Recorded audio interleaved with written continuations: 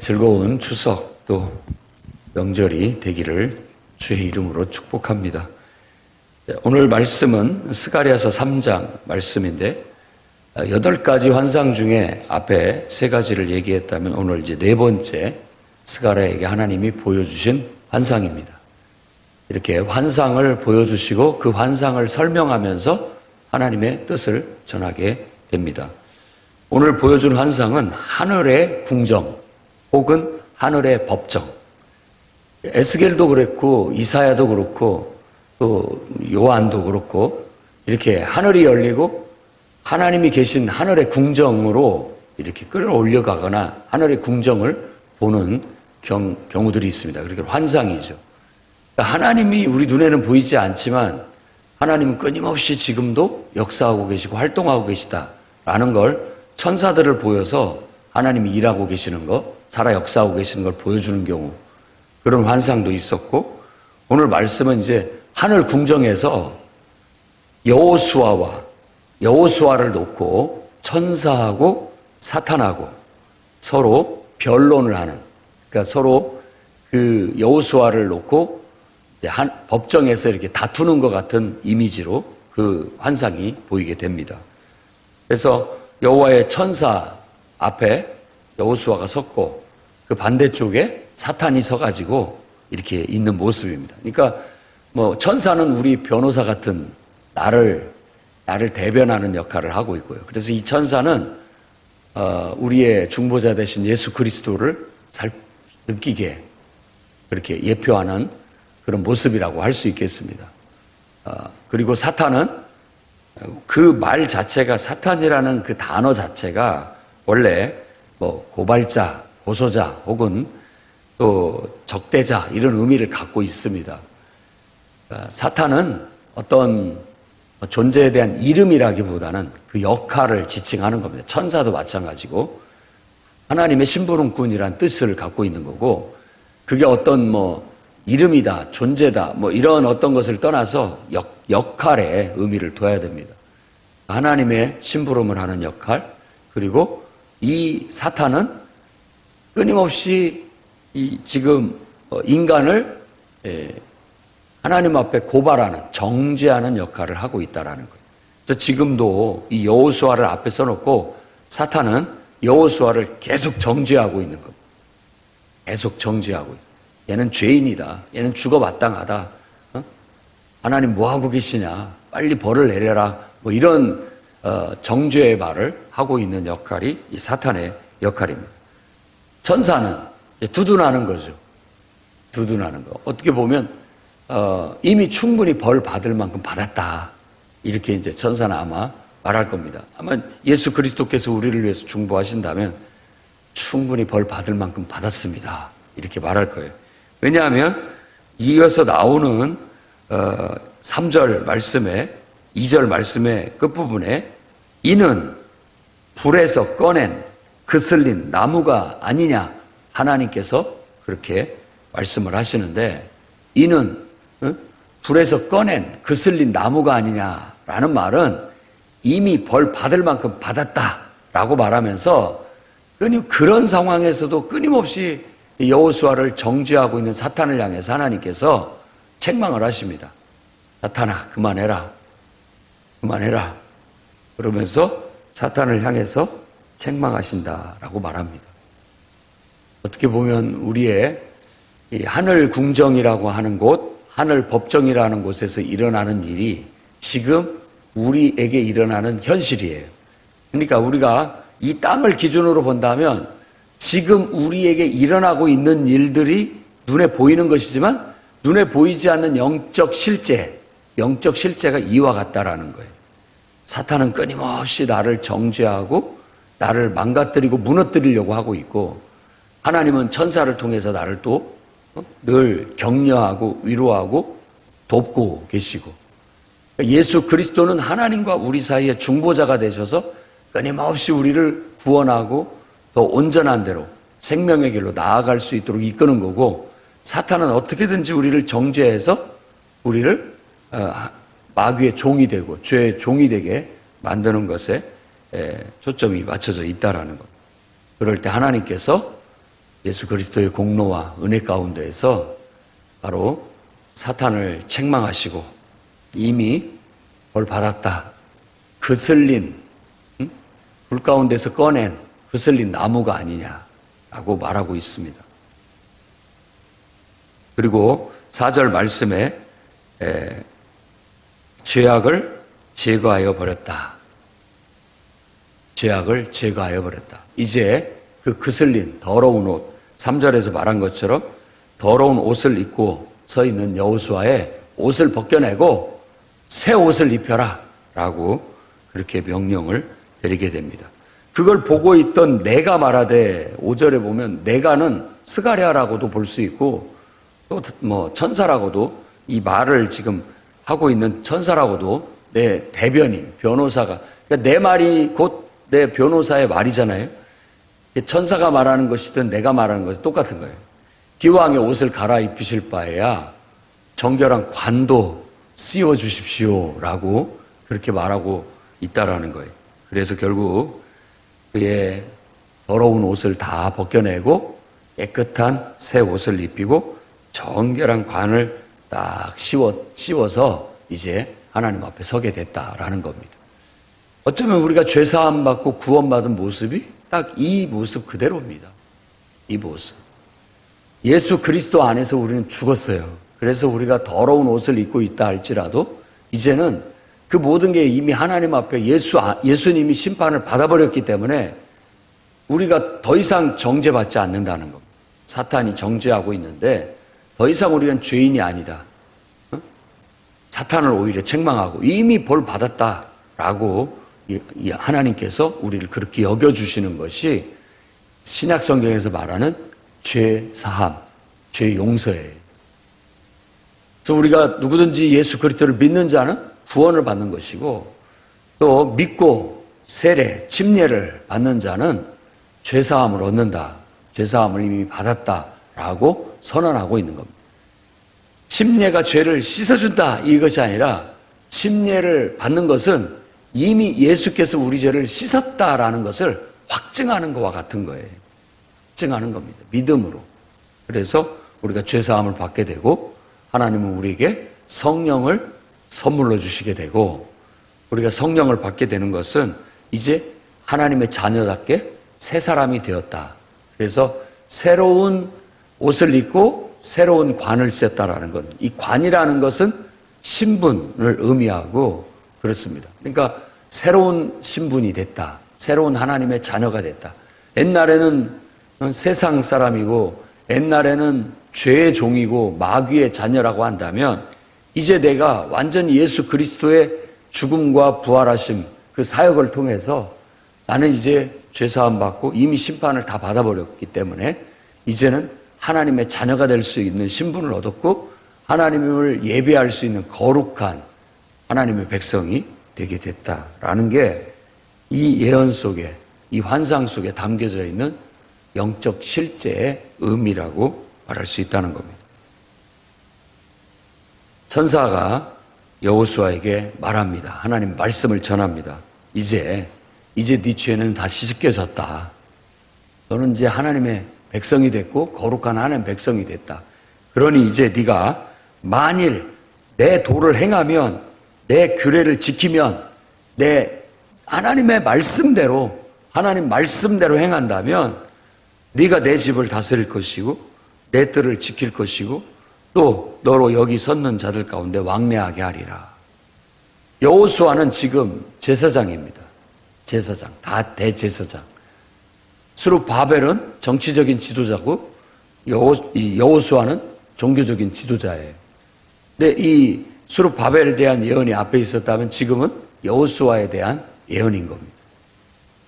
그가 하나님 앞에 이제 이스라엘 백성을 대표하고 있는 것이고 하나님 백성을 대표하고 있는 거예요.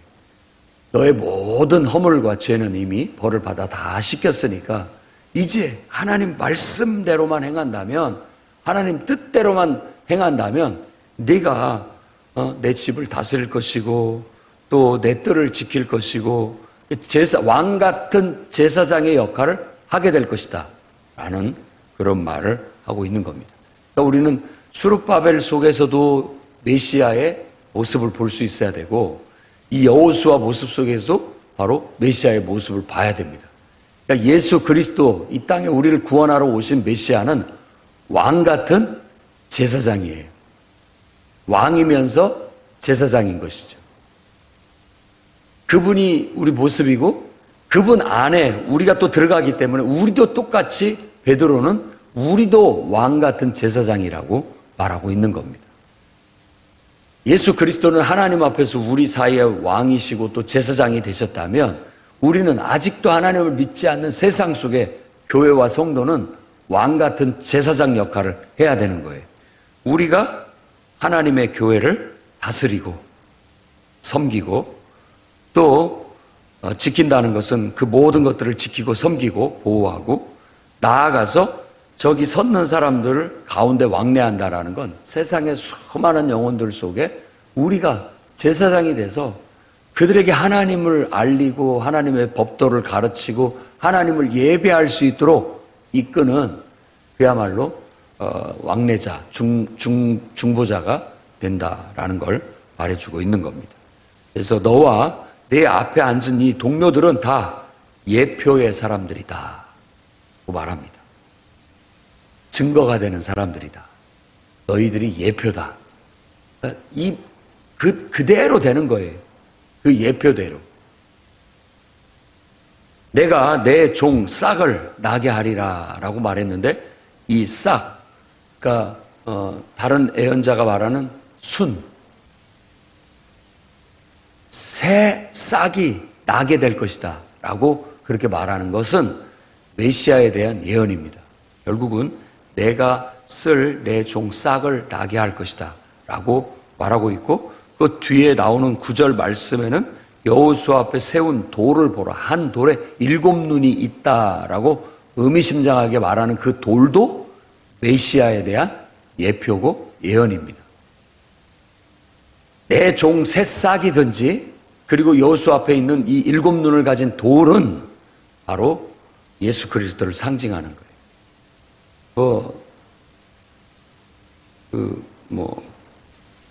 TV 프로에서 또 돌나라라고 하는 저 어디 남미에 있는 그 나라 이단 얘기하는데, 다니엘이 말한 뜨인 돌, 여기서 말하는 이런 돌, 7눈이 있는 돌, 자기가 메시아라고 하면서 사람들을 어디 저 남미 쪽에 땅을 막 엄청나게 사가지고 거기 가서 하는 그런 이단을 봤는데, 완전히 말씀을 자의적 해석해서 다 자기한테 갖다 붙이게 되니까 그런 결과를 가져오게 됩니다. 지금 모든 이단의 교주들이 다 이런 메시아에 대한 예언을 자기한테 갖다 맞추는 거예요. 우리는 분명히 알아야 합니다. 예수 그리스도는 독생자예요. 한 분밖에 없어요. 유일하게 하나님이 인간으로 이 땅에 태어나신 유일한 단 한 번의 사건, 단 한 분이 예수 그리스도예요. 근데 내가 이제 예수님은 그때 오셨고, 지금은 내가 바로 성육신한 하나님이다, 내가 바로 성육신한 메시아다라고 말하면 다 가짜예요. 다 가짜입니다. 독생자니까 유일하게 딱 한 번 그런 일은 있는 것이지, 또다시 내가 그렇다라는 것은 전부 마귀요 사탄이요 도둑이고 강도예요. 가짜입니다. 절대 속아남아서는 안 되는 거예요.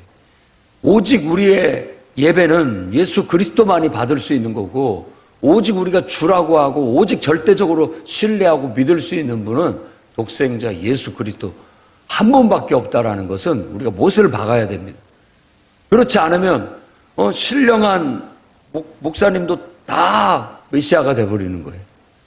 다 하나님을 대변하는 말도 안 되는 그런 짓거리들을 하는데도 불구하고 사람들이 그것에 속아 넘어가는 것은, 우리 안에 하나님을 향한 정말 이 예배자의 영성이 잘못된 대상에게 꽂히게 되면 그렇게 될 수 있다라는 거예요. 우상에 꽂히면 그렇게 되는 거예요. 또 다른 기독교적인 우상이다라는 걸 알아야 됩니다.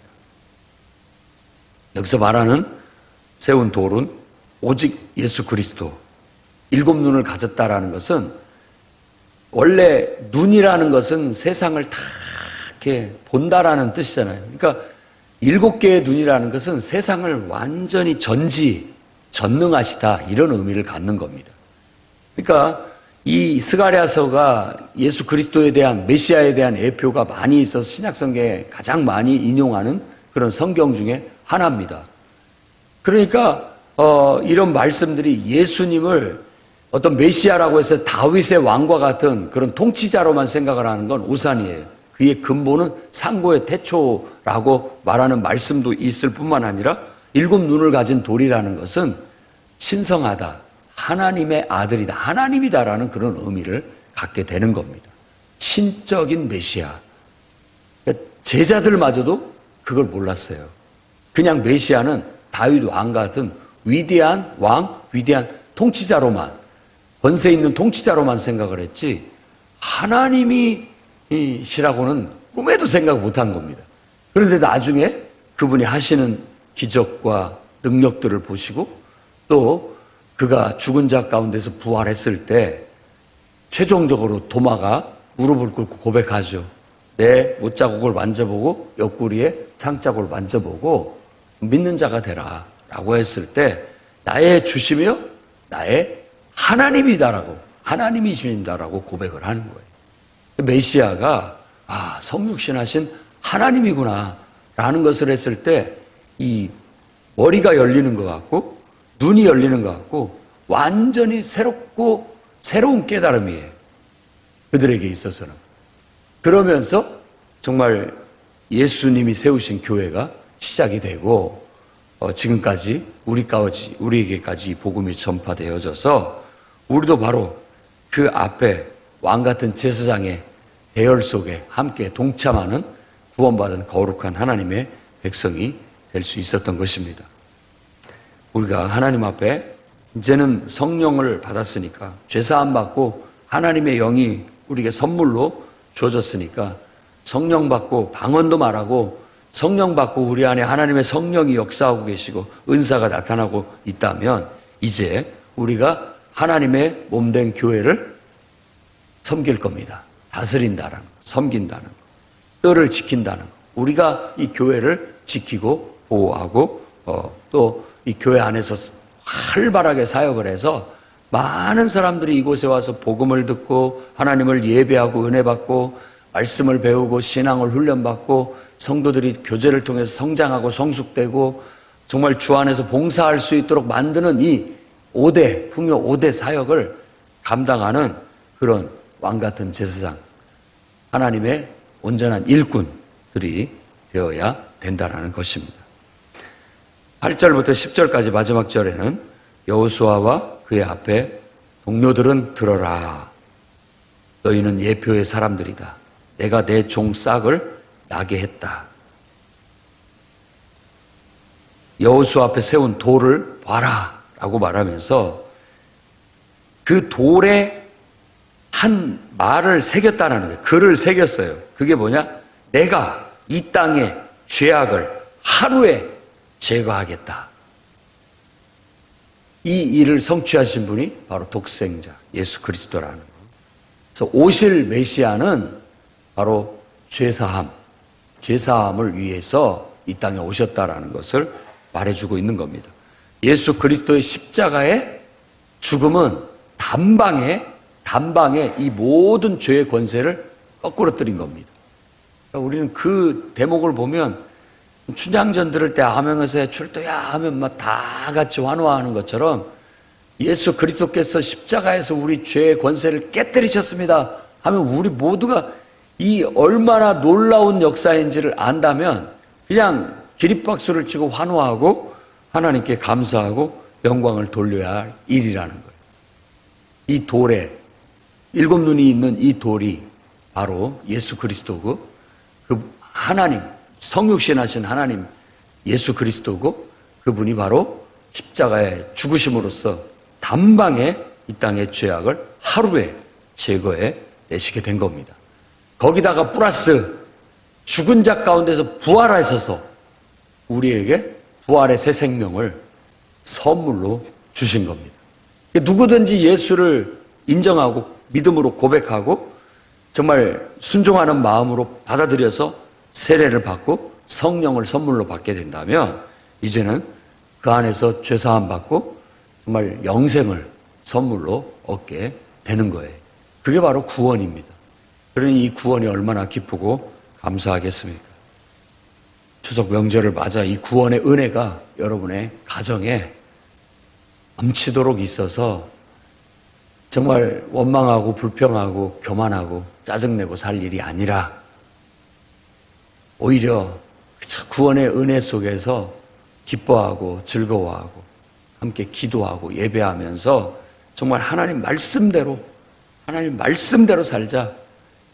이렇게 서로서로 격려해서 우리 모두가 포도나무 아래, 무화과 나무 아래 서로 초대하면서 이 포도나무, 무화과 나무 다 하나님의 백성을 상징하는 나무입니다.